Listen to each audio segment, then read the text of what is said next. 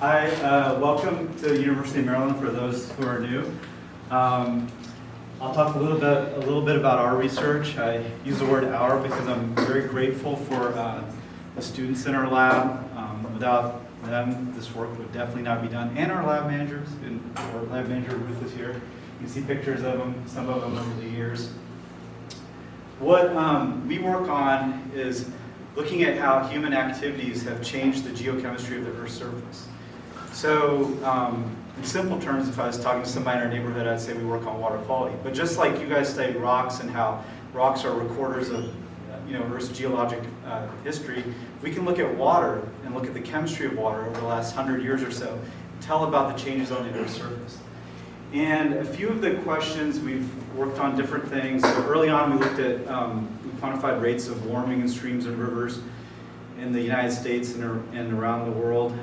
We looked at human accelerated weathering. You guys study weathering sometimes as a process that breaks down rocks, but we found that we've accelerated weathering through acid rain and the widespread proliferation of geologic materials like the building materials, the construction materials in this building that have influenced the Earth's surface water chemistry over the last 50 years or so.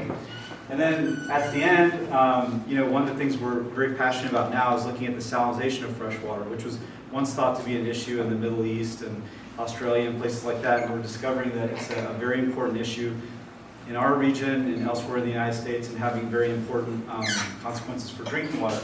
On your left-hand side is a graph showing chemistry of drinking water supplies over the last 50 years. If I took you to a doctor and they drew blood, they could tell something about your health by looking at your blood chemistry.